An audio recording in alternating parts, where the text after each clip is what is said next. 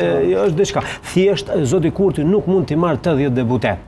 Dhe zoti Kurti përjashton listën serbe, përjashton PDK-n, përjashton AK-n, i kërkon vetëm LDK-n, po në fund i thot një president apartijak në fund e nxjerr zavancin e tij, zotin Konjufca, ose pra është qesharak. Talje me opozitën.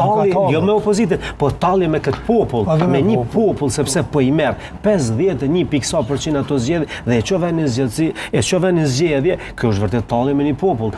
Ai po e shkatron demokracinë e re që vërtet fillum ta ndërtojmë një demokraci, po them, relativisht të mirë, dhe ky po e rënon këtë demokraci nga brenda. Për mua kjo është shqetësim, prandaj nuk është serioz, sepse po të jetë serioz, i thot, apo do LDK-n po zgjedhni thot 2 kandidat, thot i kemi numrat nga LDK-ja, propozoni 2 kandidat, ne i kemi numrat në raundin e parë, thot e zgjedhim me 80 vota dhe mund ta bëjnë gjatë. Njëjtë mund ta bëj edhe me PDK-n, edhe më mirë se ka numra edhe më shumë. Po pse përjashtohet PDK-ja? Pse duhet? Ne nuk është logjik në demokraci, po është e përjashtuar. Vete mbylli derën, zotin Shala për të kaluar tek zotin Shala më pas. Zoti Abdigji, zoti Hoxha nuk është vetë përjashtu. Realisht sepse ai fton për total. Tha suksese, ne do të jemi opozit. Po çka tha mbrena, çka është bisedu? Do të thotë, po pikërisht për ata pranë. Sa i thotë, votom aty thot ka thëmë unë, ai është dhunimi i demokracisë. Prandaj nuk është kjo, po them, Kosova vërtet ndodhet në një situatë ku demokracia është rrezikuar. Dhe është rrezikuar nga 2 njerëz.